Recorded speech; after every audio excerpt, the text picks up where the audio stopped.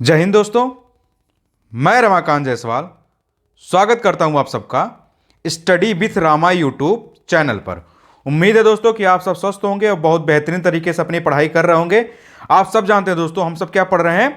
आधुनिक भारत का इतिहास यानी हिस्ट्री ऑफ मॉडर्न इंडिया को हम लोग पढ़ रहे हैं। और आज हम दोस्तों इसमें पढ़ने वाले हैं सविनय अवज्ञा आंदोलन के बारे में। हमने अपने पिछले वीडियो में दोस्तों लाहौर अधिवेशन यानी कांग्रेस का जो लाहौर अधिवेशन हुआ था और पूर्ण स्वराज से संबंधित जो प्रस्ताव था चीजें थी दोस्तों, यानी जो 1929 में जो घटना हुई थी कांग्रेस का जो लाहौर अधिवेशन हुआ था, वहां तक की चीजों को हमने बहुत बेहतरीन तरीके से पढ़ लिया था। आप सब जानते हैं दोस्तों कि हमारा हिस्ट्री का जो लेक्चर है यह क्रम से एक सीरीज के नुमा चल रहा है दोस्तों।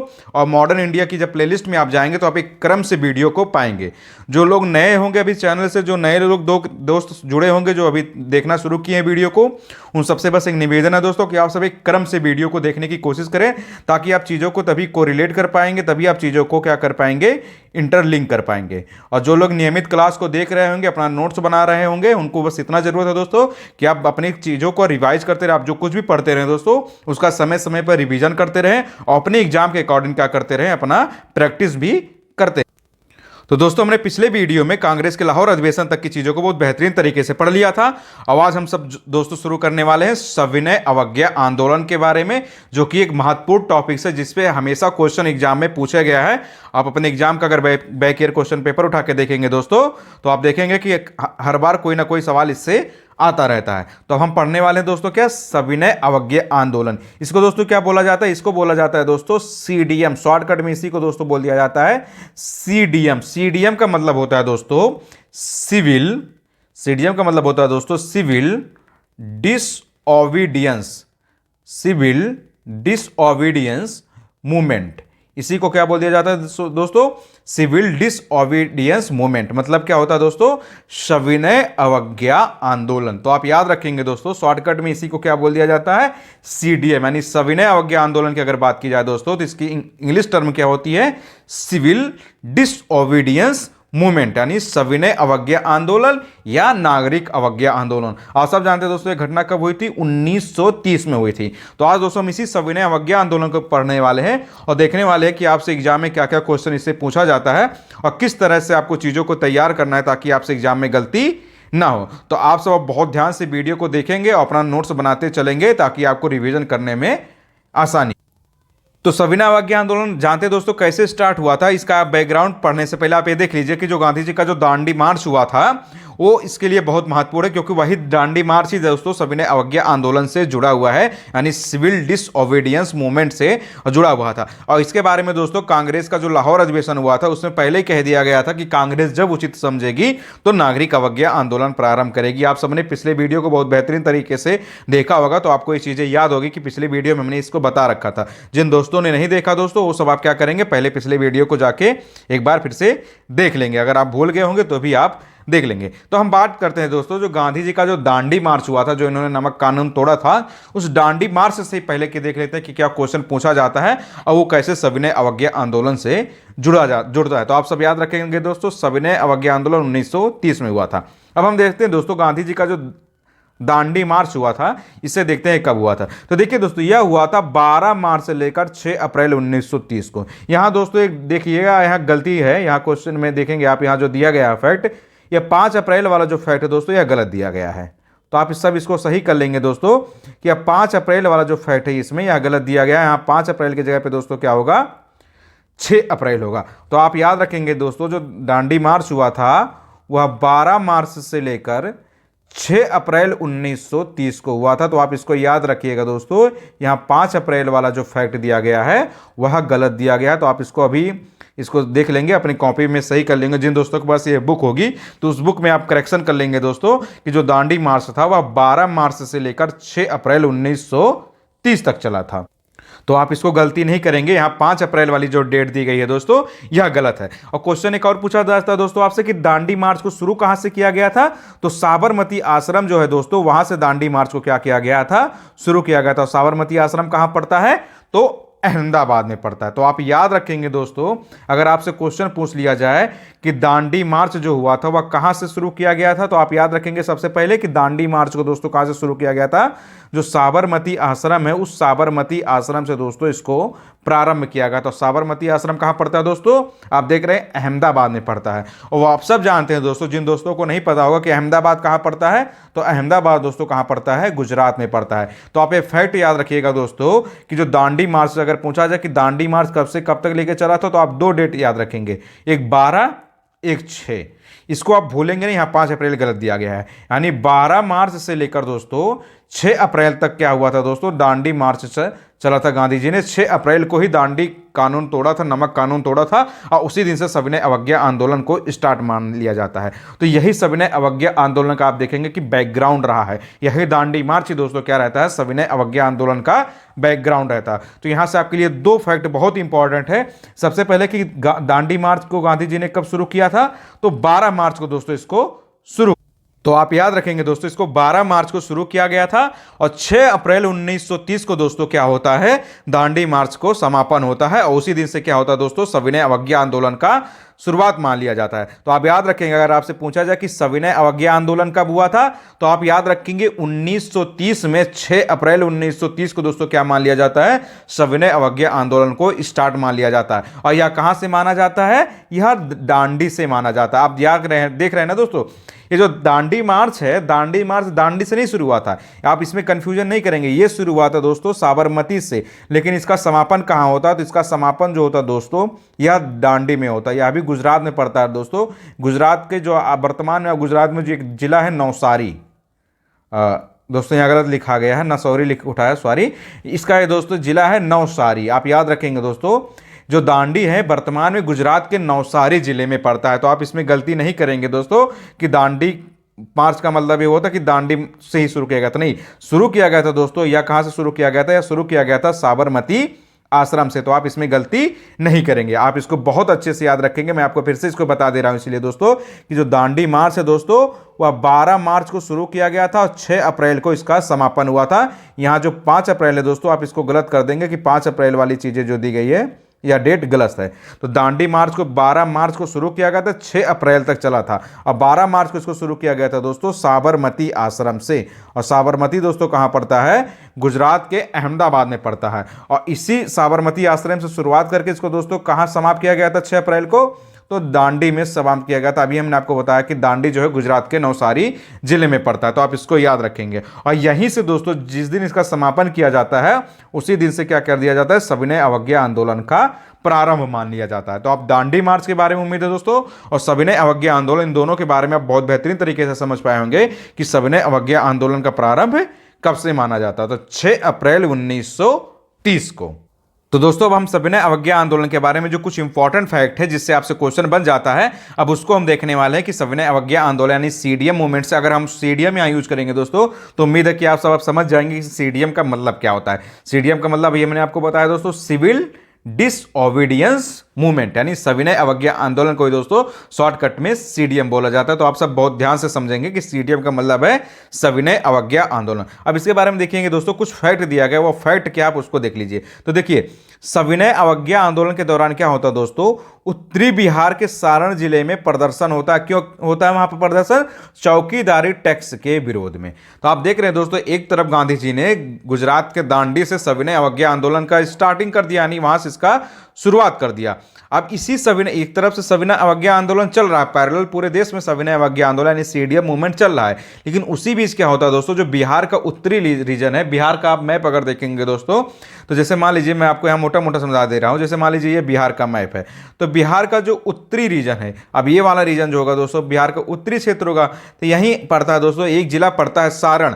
तो सारण जिले में क्या होता है दोस्तों, चौकीदारी टैक्स के लेके में विरोध हो जाता है। क्या होता है कि वहां चौकीदारी टैक्स लिया जाता है, तो उसी चौकीदारी टैक्स को लेकर क्या होता है दोस्तों, बिहार के लोग क्या कर देते हैं, उत्तरी बिहार के रहने वाले लोग क्या कर देते हैं, विरोध कर देते हैं। एक तरह से सविनय अवज्ञा आंदोलन भी चल रहा है दोस्तों, आप देख रहे हैं, एक तरफ से आप देख रहे हैं कि बिहार में चौकीदारी टैक्स का भी विरोध कर दिया जाता है। तो यह दोनों ही घटनाएं क्या होती है दोस्तों, पैरेलल चलती हैं। तो आप इसको याद रखें। क्या क्या होता है दोस्तों, क्वेश्चन इससे इस प्रकार बन जाता है कि जो बिहार में, उत्तरी बिहार के सारण जिले में चौकीदारी टैक्स के लेकर जो विरोध किया था वहां की जनता ने, उस समय पूरे भारत में मास लेवल पर जो कौन सा मूवमेंट चल रहा था, तो उस समय दोस्तों आप याद रखेंगे सीडीएम मूवमेंट चल रहा था, यानी सविनय अवज्ञा आंदोलन चल रहा था। तो आप इसको इस तरह से याद रखेंगे कि चौकीदारी टैक्स का विरोध कहां किया गया था। अब आप देख रहे हैं ना, तो अभी हमने आपको बताया था कि दांडी मार्च जो शुरू किया गया था वह नमक कानून तोड़ने हेतु किया था। क्या हुआ था दोस्तों, जब साबरमती आश्रम से गांधी जी ने जब दांडी मार्च को स्टार्ट किया था, तो उसके बाद जब यहाँ दोस्तों दांडी पहुंचते हैं, तो वहाँ दांडी में क्या करते हैं दोस्तों, समुद्र किनारे जब वहाँ पहुंचते हैं तो उन्होंने वह क्या करते हैं दोस्तों, वो जानते हैं गांधी जी क्या करते हैं, समुद्र से लेते हैं नमक, और उसको जानते हैं नमक बनाने की एक प्रोसेस होती है, उसको अपनी केतली में बनाते हैं, ताज़ा नमक खुद ही गांधी जी बनाते हैं। उस कहते हैं ना, मुट्ठी भर नमक लिया इन्होंने और उसके बाद क्या कर दिया, इन्होंने नमक कानून तोड़ दिया। तो आप इसको याद रखें कि नमक कानून मतलब इन्होंने क्या कर दिया, नमक कानून को तोड़ दिया, कि मतलब अब हम टैक्स से नहीं देंगे, कर हम नहीं देंगे आपको। तो उन्होंने गांधी जी ने क्या किया था दोस्तों, तत्काल उस नमक को बनाया था। आप इसका बैकग्राउंड जब कभी गांधी जी को मैं पढ़ाऊंगा तो आप पूरी गांधी जी के बारे में जब आप पढ़ेंगे तो बहुत बेहतरीन तरीके से वहां समझेंगे। आप अभी यहाँ इतना समझिए कि साबरमती आश्रम से इसको स्टार्ट किया गया था 12 मार्च को, और कहाँ पर, दांडी जो गुजरात के ही नवसारी जिले में पड़ता है, वहाँ पर 6 अप्रैल को इसको समाप्त कर दिया गया। तो उसी 6 अप्रैल 1930 को दोस्तों क्या हो जाता है, सविनय अवज्ञा आंदोलन का शुरुआत मान लिया जाता है। यहीं पर दोस्तों क्या किया था, गांधी जी ने नमक कानून तोड़ा था। तो नमक कानून का भी अगर आपका जिक्र किया जाए दोस्तों, तो आप समझेंगे कहाँ से किया जा रहा है, वह दांडी मार्च से किया जा रहा है, यानी सविनय अवज्ञा आंदोलन से ही नमक कानून का भी जिक्र हो रहा है। तो उम्मीद है दोस्तों कि आपको बहुत बेहतरीन तरीके से अब समझ में आया होगा कि दांडी मार्च क्या है, सविनय अवज्ञा आंदोलन क्या है और नमक कानून क्या है। उम्मीद है कि आप सब इसमें अब गलती नहीं करेंगे। आप वीडियो को फिर से देख लेंगे अगर आपको कहीं कंफ्यूजन होता है। अगर और कुछ कंफ्यूजन रह जाता है आपको इससे बारे में, तो आप कमेंट बॉक्स में दे देंगे, तो मैं उसका जरूर बता दूंगा आपको। तो आप गलती नहीं करेंगे ना, सविनय अवज्ञा आंदोलन के बारे में जो फैक्ट दिया गया है और दांडी मार्च के बारे में जो फैक्ट दिया गया, तो आप उसमें गलती नहीं करेंगे। बाकी आप सब जानते हैं दोस्तों कि हमारे जो हिस्ट्री का लेक्चर है यह सभी एग्जाम के लिए महत्वपूर्ण है, फॉर ऑल एग्जाम। आप किसी भी एग्जाम की दोस्तों प्रिपरेशन कर रहे हो, चाहे आप आरओ की कर रहे हो, चाहे आप रेलवे की कर रहे हो दोस्तों, चाहे बैंकिंग की कर रहे हो दोस्तों, चाहे आप एसएससी की कर रहे हो, या आप दोस्तों समीक्षा अधिकारी या सहायक समीक्षा अधिकारी जिसको दोस्तों आरओ बोला जाता है, आप उसकी तैयारी कर रहे हो, या आप यूपी पीसीएस की प्रिपरेशन कर रहे हो दोस्तों, तो उस हर एक एग्जाम के लिए महत्वपूर्ण है जहां पर आपसे इतिहास से क्वेश्चन पूछा जाता है। आप सब जानते हो दोस्तों कि आधुनिक भारत का जो इतिहास है, यह इतिहास में भी सबसे महत्वपूर्ण खंड होता है, क्योंकि इससे क्वेश्चन हर बार आता है और श्योर आता है। आप चाहे यूपी टेट की कर रहे हो, सीटेट की कर रहे हो, केवीएस की कर रहे हो, आपके सभी के एग्जाम के लिए बहुत ही महत्वपूर्ण है। तो आप सब दोस्तों बहुत ध्यान से इसको देखते रहें, चीजों को नोट डाउन करते चले। बाकी आप चाहें अपने एग्जाम के अकॉर्डिंग, आपके जो एग्जाम के अकॉर्डिंग जो बुक आती है आप उसको भी मार्केट से ले लें, ताकि आप अपने हिसाब से भी तैयारी करते रहें। केवल आप वीडियो पे डिपेंड ना रहे दोस्तों। देखिए सच बात है, आप खुद से भी मेहनत करते रहेंगे तो आप एक तरह पैरेलल क्या करेंगे, आप मजबूती अपनी तैयारी को देते रहेंगे। तो मैं जो कुछ भी आपको पढ़ा रहा हूं आप उसको भी पढ़ते रहें। बाकी आप अपने एग्जाम के अकॉर्डिंग क्या करते रहें, चीज़ों को लेके चलते रहें, अपने बुक को लेते चलते रहें। तो अब उम्मीद है दोस्तों कि आप सब सविनय अवज्ञा आंदोलन के बारे में और दांडी मार्च के बारे में और या नमक कानून जो था इसके बारे में बहुत बेहतरीन तरीके से समझ गए होंगे। अब हम देखते हैं दोस्तों यहाँ गांधी जी से कुछ इंपॉर्टेंट फैक्ट और दिया गया है, वह फैक्ट क्या है आप उसको भी देख लीजिए कि क्या क्वेश्चन बनता है। तो देखिए दोस्तों, सविनय अवज्ञा आंदोलन की जो घटना थी यही थी। इसके बारे में और कुछ आप जो विस्तार से पढ़ना होगा आप आगे पढ़ेंगे। आप यहाँ अपना इतना याद रखिए कि आपको इस तरह से क्वेश्चन पूछा जाता है। अब गांधी जी ने देखिए दोस्तों क्या किया था, सितंबर 1932 में उन्होंने क्या किया था दोस्तों, अखिल भारतीय छुआछूत विरोधी लीग की स्थापना की थी।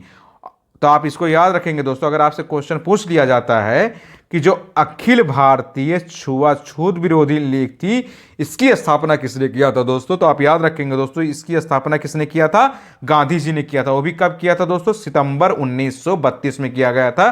तो आप भूलेंगे नहीं दोस्तों, ऑल इंडिया, आप ये इसको याद रखेंगे दोस्तों, ऑल इंडिया वाला जो रीजन है, यानी अखिल भारतीय छुआछूत, छुआछूत का मतलब होता अस्पृश्यता। देख रहे थे ना उस समय दोस्तों, उस समय क्या होता था भारत में, छुआछूत को लेकर बहुत विरोध होता था। उस समय क्या कहा जाता था कि मतलब जो जातियां, आप जानते हैं ना कि भारतीय समाज जातियों के आधार पर बटा हुआ था, तो उसमें कुछ लोगों को सो कॉल्ड मतलब छोटी जाति कहा जाता था, कुछ लोगों को बड़ी जाति कहा जाता था। तो उस हिसाब से उस समाज में क्या होता था, विरोध किया जाता था। इसी के लिए दोस्तों क्या किया था गांधी जी ने, इसको समाप्त करने के लिए क्या किया था, अखिल भारतीय छुआछूत विरोधी लीग की स्थापना किया था सितंबर 1932।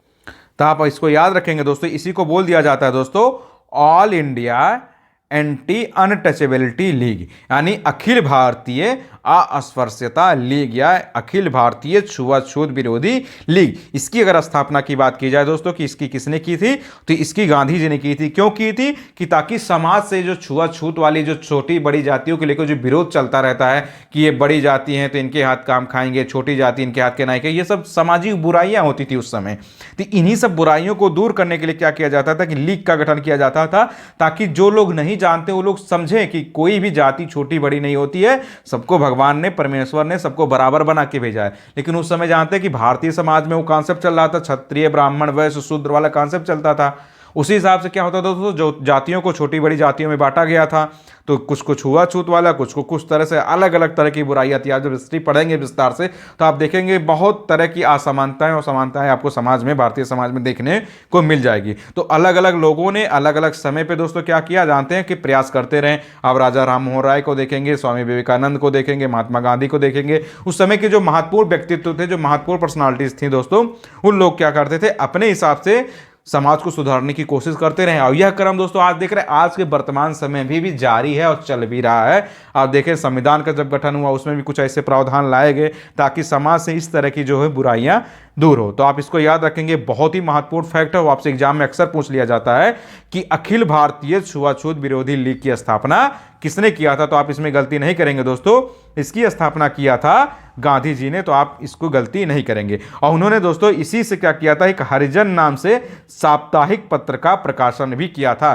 तो अगर आपसे पूछ लिया जाए कि हरिजन मैगजीन किसका था, जो वीकली आता था, तो वह भी गांधी जी का था।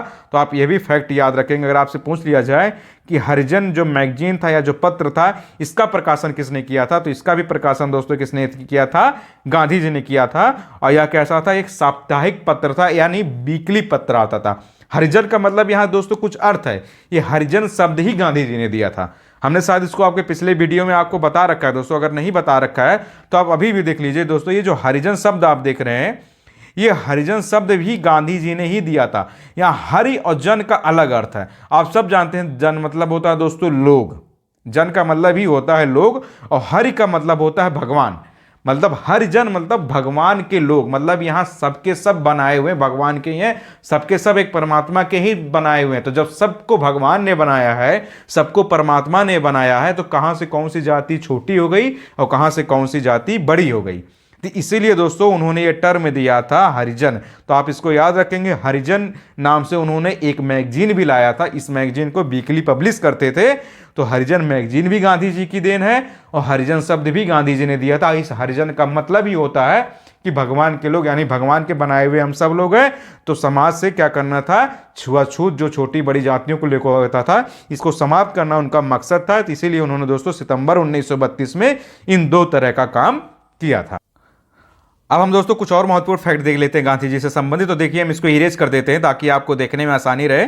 तो देखिए और कुछ फैक्ट क्या है कि उस समय जो आपसे क्वेश्चन पूछ लिया जाता है एग्जाम में, तो कुछ घटनाक्रम क्या चली थी सविनय अवज्ञा आंदोलन के दौरान, सीडीएम के दौरान, उस घटनाक्रम को भी आप दिमाग में याद रखिएगा, क्योंकि इससे भी बहुत बड़ी मात्रा में आपसे क्वेश्चन पूछ लिया जाता है और संभावना रहती कि हमेशा क्वेश्चन बनते, क्योंकि ये सब जो टॉपिक्स अब आप जो टॉपिक्स पढ़ने वाले हैं दोस्तों, वो सब बहुत ही महत्वपूर्ण टॉपिक्स होने वाले हैं, क्योंकि इधर से हमेशा क्वेश्चन आते ही रहते हैं। तो आप देखिए क्या होता है दोस्तों, 5 मई 1930 को क्या होता है दोस्तों, गांधी जी को गिरफ्तार कर लिया जाता है, इनको येरवदा जेल में कैद कर दिया जाता है। तो यह भी एक महत्वपूर्ण घटना है दोस्तों। जब इन्होंने क्या किया दोस्तों, आप देख रहे हैं ना, 6 अप्रैल को गांधी जी ने क्या किया, आप याद रखेंगे दोस्तों, यहां डेट भी इंपॉर्टेंट है। 6 अप्रैल 1930 को गांधी जी ने क्या कर दिया दोस्तों, सविनय अवज्ञा आंदोलन को स्टार्ट कर दिया। अब 6 अप्रैल को स्टार्ट करते हैं, उसी के एक महीने बाद क्या होता है दोस्तों, 5 मई 1930 को गांधी जी को गिरफ्तार कर लिया जाता है। और गिरफ्तार करके दोस्तों इनको येरवदा जेल में रख दिया जाता है। येरवदा जेल आप याद रखेंगे दोस्तों, पुणे यानी महाराष्ट्र वाले रीजन में पड़ता है। तो यहां पर नहीं दिया गया यह फैक्ट, तो आप इसको ऐसे ही याद रखेंगे दोस्तों कि ब्रिटिश गवर्नमेंट क्या करती है, जब गांधी जी ने सविनय अवज्ञा आंदोलन को स्टार्ट किया, तब ब्रिटिश गवर्नमेंट अब डर गई। उनको लगा कि अब ये इस तरह का जो आंदोलन चल रहा है, तो इसका मतलब हमें देश को छोड़ के जाना ही पड़ेगा। तो ब्रिटिश गवर्नमेंट जानते हैं ना, हर एक्शन का रिएक्शन लेती थी। तो ब्रिटिश गवर्नमेंट ने क्या किया, 1 महीना ही हुआ था गांधी जी को इस आंदोलन को स्टार्ट करने। इसके बाद क्या होता दोस्तों, 5 मई 1930 को क्या करती है ब्रिटिश गवर्नमेंट, गांधी जी को ही गिरफ्तार कर लेती है। और इनको गिरफ्तार क्या करती है, गिरफ्तार करके क्या करती है दोस्तों, येरवदा जेल में रख देती है। येरवदा जेल दोस्तों जो है वर्तमान में पुणे यानी महाराष्ट्र वाले रीजन में पड़ता है। उसके बाद क्या होता है दोस्तों, जब गांधी जी को गिरफ्तार कर लिया जाता है, उसके बाद क्या होता है, इस आंदोलन का नेतृत्व कौन करने लग जाते हैं, अब्बास तैयब जी। तो यह भी क्वेश्चन आपसे बहुत बार पूछा गया है दोस्तों कि सविनय अवज्ञा आंदोलन के दौरान जब गांधी जी को गिरफ्तार करके ब्रिटिश गवर्नमेंट यरवदा जेल में रख देती है, जो पुणे के महाराष्ट्र वाले रीजन में पड़ता है, तब उसके बाद गांधी इस आंदोलन का नेतृत्व किसने किया था। आप जानते हैं ना, जैसे मान लीजिए आप 4 फ्रेंड हैं, आप 4 फ्रेंडों ने मिलकर कोई ऑर्गेनाइजेशन बनाया, कोई इंस्टीट्यूट आपने खड़ा किया। अब उसमें मान लीजिए जो आपका मेन था, मतलब उस इंस्टीट्यूशन को बनाने वाला जो मेन व्यक्ति था 4 दोस्तों में से, अब वही सारा कार्यभार देखता था, लेकिन कभी कुछ ऐसी परिस्थितियां आ जाती हैं कि मान लीजिए वो नहीं है, तो उसके बाद किसी और के हाथ में चार्ज जाएगा ना। जैसे मान लीजिए आप कोई रेस्टोरेंट चला रहे हैं, आपका दोस्त चला गया, अब आपका दोस्त मान लीजिए 1 महीने के लिए बाहर है, तो कोई दूसरा होगा ना जो अब उस 1 महीने के लिए उसके हाथ में चार्ज होगा, ताकि उससे इस रेस्टोरेंट का कार्यभार वो देख सके ना, ताकि रेस्टोरेंट सुचारू रूप से चले। तो इसी तरह क्या होता है दोस्तों, जब सविनय अवज्ञा आंदोलन चलाया जाता है तो आंदोलन पे कोई निगेटिव प्रभाव ना पड़े। जब गांधी जी को गिरफ्तार कर लेती है ब्रिटिश गवर्नमेंट, तो उस समय क्या होता है दोस्तों, अब्बास तैयब जी नाम के एक व्यक्ति थे, उन्होंने क्या किया दोस्तों, आंदोलन का नेतृत्व करने लगे। उन्होंने कहा कि गांधी जी नहीं है, गांधी जी जेल में गए, तो इसका मतलब ये नहीं कि अब आंदोलन समाप्त हो गया। ब्रिटिश गवर्नमेंट ये समझती थी कि हम गांधी जी को अगर गिरफ्तार कर लेंगे तो क्या होगा कि आंदोलन समाप्त हो जाएगा, क्योंकि मेन अगर जिसने आंदोलन स्टार्ट किया अगर वही नहीं रहेगा तो आंदोलन समाप्त हो जाएगा। ये ब्रिटिश गवर्नमेंट की सोच थी। लेकिन होता क्या है कि गांधी जी को जेल में रखने के बाद क्या होता दोस्तों, अब्बास तैयब जी ने क्या कर लिया दोस्तों, आंदोलन का नेतृत्व अपने हाथ में ले लिया। इसके बाद भी ब्रिटिश गवर्नमेंट नहीं रुकती, वो क्या करती है, अब्बास तैयब जी को भी गिरफ्तार कर लेती है। आप देख रहे हैं ना कि अंग्रेज किस कदर किस तरह की हरकतें करते थे ताकि उनको भारत देश को छोड़ना ही नहीं पड़े। वो छोड़ना ही नहीं चाहते, क्योंकि इससे उनको फायदा होता था ना, उनसे इनका ब्रिटेन का डेवलपमेंट हो रहा था। तो देखते हैं गांधी जी को गिरफ्तार करने के बाद जब नेतृत्व अब्बास तैयब जी के हाथों में आ जाता है दोस्तों, तो ब्रिटिश गवर्नमेंट क्या करती है, अब्बास तैयब जी को भी गिरफ्तार कर लेती है। तो अब्बास तैयब जी के बाद दोस्तों इस आंदोलन का नेतृत्व कौन करती हैं, तो वह करती हैं सरोजनी नायडू। यह नाम बहुत ही इंपॉर्टेंट है दोस्तों कि सविनय अवज्ञा आंदोलन के दौरान क्वेश्चन ऐसे पूछा जाता कि सविनय अवज्ञा आंदोलन के दौरान निम्नलिखित महिलाओं में से किसने इस आंदोलन का नेतृत्व किया था। तो यह नाम बहुत इंपॉर्टेंट है दोस्तों आपके लिए, सरोजनी नायडू। तो आप सरोजनी नायडू का नाम भूलिएगा नहीं दोस्तों। जब अब्बास तैयब जी को भी गिरफ्तार कर लेती है ब्रिटिश गवर्नमेंट, उसके बाद दोस्तों क्या होता है, इस आंदोलन का नेतृत्व करने कौन लग जाती हैं, सरोजनी नायडू। इन्हीं के दौरान क्या होता है, धरसना नमक गोदाम पर धावे का नेतृत्व होता है। ये धरसना वाला फैक्ट जब आप पढ़ेंगे ना दोस्तों, वहां ब्रिटिश बहुत बड़ी मात्रा में ब्रिटिश गवर्नमेंट अत्याचार करती है लोगों पर। धरसना एक जगह है दोस्तों, उस धरसना जगह पे क्या होता है, वहां पर नमक का गोदाम होता था। जैसे आज के समय में देख रहे हैं ना, आलू के गोदाम है, प्याज के गोदाम है, बहुत तरह के गोदाम होते हैं। उसी तरह दोस्तों धरसना वाले जगह पे क्या होता था, नमक का गोदाम होता था। वहां पर ब्रिटिश गवर्नमेंट ने बहुत ही क्रूरता से लोगों पर लाठीचार्ज किया था, ताकि लोग इस आंदोलन से दूर हो जाएं, ताकि ये आंदोलन बड़े लेवल पे पहुंच ही ना पाए। तो उस समय दोस्तों किसने आंदोलन का नेतृत्व किया था, तो उस समय दोस्तों इस आंदोलन का नेतृत्व सरोजनी नायडू ने किया था। और यह घटना का दोस्तों, यह भी घटना मई की है, 21 मई 1930 को। तो आप भूलेंगे नहीं, यह बहुत ही इंपॉर्टेंट फैक्ट है दोस्तों। इधर आप जितने भी चैप्टर पढ़ेंगे आपको बहुत आराम से पढ़ना पड़ेगा, और मैं भी आपको बहुत बेहतरीन तरीके से समझाने की कोशिश करूंगा जितना मेरे से हो पाएगा। तो मैं जल्दी में आपको लेके नहीं चलूंगा। तो दोस्तों आप सब भी धैर्य बनाए रखेंगे कि सर बहुत जल्दी टॉपिक्स कवर नहीं हो रहा, क्योंकि इधर चीज़ें क्या है, कॉन्सेप्चुअल भी है, फैक्चुअल भी है। तो आप इसको याद रखेंगे कि सविनय अवज्ञा आंदोलन को स्टार्ट किसने किया था। आपने देखा ना, 3 नाम बहुत महत्वपूर्ण हो गया है। स्टार्ट किया था महात्मा गांधी ने, कब किया था, 6 अप्रैल 1930 को। इसके बाद क्या होता है दोस्तों, गांधी जी को गिरफ्तार करके यरवदा जेल में रख दिया जाता है।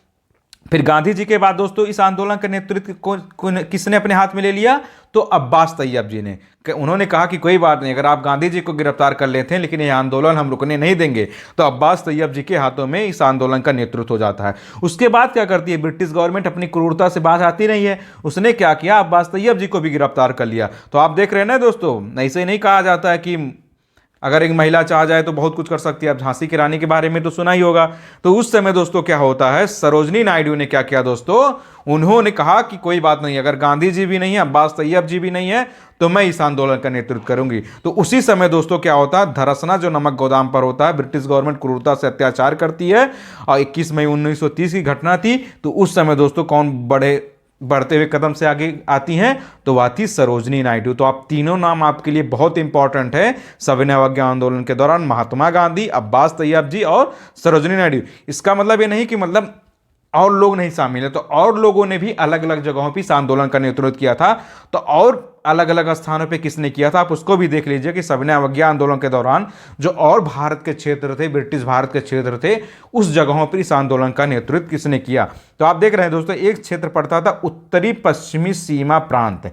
इसको दोस्तों बोला जाता है उत्तरी पश्चिमी सीमा प्रांत। इसको शॉर्टकट में दोस्तों बोल दिया जाता है NW, northern western frontier province. तो आप इसको याद रखेंगे दोस्तों, NWFP यानी नॉर्दर्न वेस्टर्न फ्रंटियर प्रोविंस, यानी उत्तरी पश्चिमी सीमा प्रांत। ये उत्तरी पश्चिमी सीमा प्रांत का मतलब आप समझ रहे हैं ना। अगर आप इंडिया का मैप देखेंगे दोस्तों, आप यहाँ इंडिया का मैप आप देख रहे हैं, मैं आपको यहाँ समझा के दे रहा हूँ, बेहतरीन तरीके से बताने की कोशिश कर रहा हूँ कि आप देखिए, आज जब इंडिया का मैप देखेंगे दोस्तों, तो जो गुजरात वाला ना रीजन है, जहां पर आप देख रहेंगे ना कि आज पाकिस्तान वाला जो रीजन है और ये जो गुजरात वाला रीजन है, तो उस वाले रीजन में दोस्तों ये सब आता था उत्तरी पश्चिमी सीमा प्रांत। तो अगर आप दोस्तों भारत का मैप देखेंगे, देखिए मैं यहाँ रफली आपको बना के समझा दे रहा हूं, तो आप भारत का मैप अगर देखेंगे दोस्तों, तो ये वाला जो रीजन होता है, इस वाले रीजन को दोस्तों बोला जाता है उत्तरी पश्चिमी सीमा प्रांत। तो इस उत्तरी पश्चिमी सीमा प्रांत में दोस्तों क्या होता है, एक संगठन था खुदाई खिदमतगार के नाम से।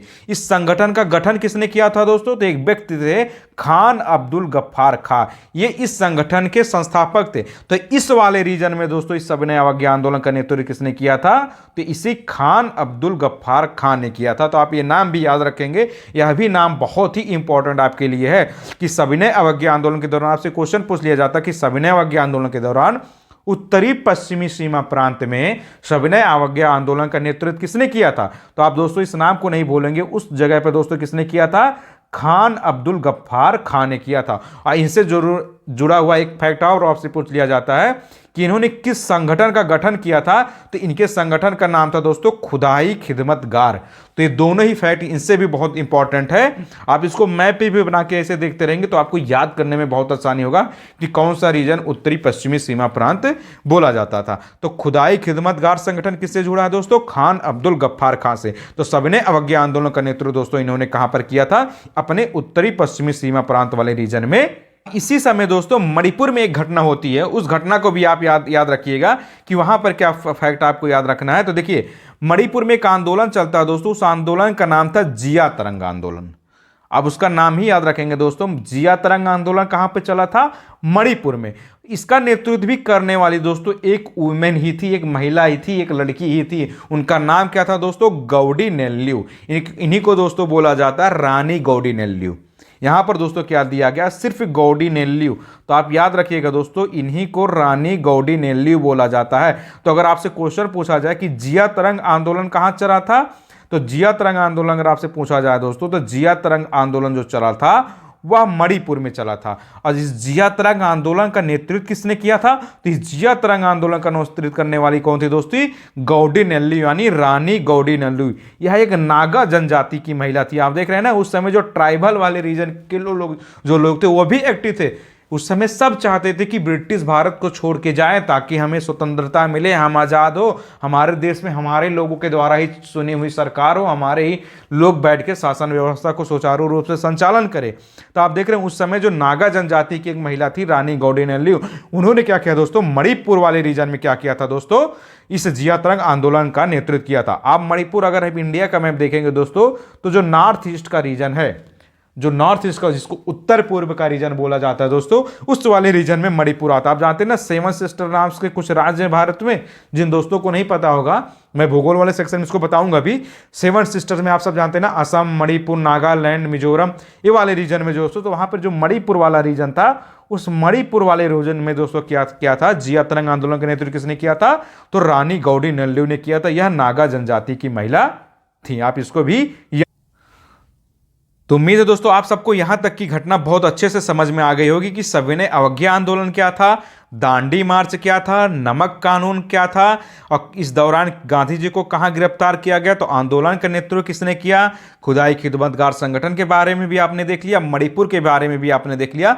तो बस दोस्तों आप सबको जरूरत क्या कि आप सब इस चीज का बार बार रिवीजन करते रहें और अपने एग्जाम के अकॉर्डिंग प्रैक्टिस करते रहें, ताकि क्योंकि हिस्ट्री आप जानते हैं इतनी आसानी से नहीं याद होती है, इसमें फैक्चुअल डाटा बहुत ज़्यादा होता है। तो आप जब बार बार चीज़ों को पढ़ते रहेंगे, रिवाइज करते रहेंगे, प्रैक्टिस करते रहेंगे, तो आपको सारी घटनाएं याद होती जाएंगी। बस जरूरत है आप चीज़ों को एक क्रम से पढ़ते रहें, आप अपना सीक्वेंस ना छोड़िए, आप कूद कूद की पढ़ाई मत करिए। आप पढ़ाई जब भी करिए धैर्य से करिए, क्रम से करते रहिए। ये नहीं कि आपने देखा कि आपने भी हिस्ट्री शुरू किया, आपका दोस्त ने भी शुरू किया, वो 1857 तक पहुंच गया, आप शुरुआत में अटके हैं, तो आप सोचे नहीं मैं अब 1857 से शुरूंगा ताकि उससे मैं कमजोर नहीं होना है। ऐसा नहीं करना, नहीं तो आप घटनाओं के इंटरलिंक नहीं कर पाएंगे। तो आप जरूरत है दोस्तों कि आप सब बस चीज़ों को एक क्रम से पढ़ते रहेंगे, तो आपको हिस्ट्री बहुत आसानी से समझ में भी आएगी और बहुत आसानी से आप इसको याद भी रखेंगे और एग्जाम में आप अच्छा करके भी आएंगे, ताकि आप अच्छे से सिलेक्शन भी ले सकें। तो चलते चलते दोस्तों आप सबसे बस एक छोटा सा निवेदन है कि आप हमारे YouTube channel study with Rama, आप सब जानते हैं दोस्तों कि हमारे यूट्यूब चैनल का नाम क्या है, स्टडी विथ रामा। इसको दोस्तों आप सब्सक्राइब कर लेंगे और इसको अपने दोस्तों में, आपके फ्रेंड सर्किल में जो भी किसी भी कॉम्पिटिटिव एग्जाम की या प्रतियोगी परीक्षा की तैयारी कर रहे होंगे, उन तक आप वीडियो को शेयर कर देंगे दोस्तों, ताकि उनको भी उनकी तैयारी को मजबूती मिलता रहे। और यह भी दोस्तों हमारे मोटिवेशन के लिए होता है कि हम इतने लोगों के लिए कुछ अच्छा कर पा रहे हैं। तो दोस्तों आप सब बहुत अच्छे से स्वस्थ भी रहें, अपनी पढ़ाई करते रहें। फिर मिलते हैं अगले क्लास में लेके दोस्तों गांधी रिविजन समझौते के बारे में समझेंगे। तो बहुत बहुत धन्यवाद आप सबका वीडियो देखने के लिए। जय हिंद माय डियर फ्रेंड।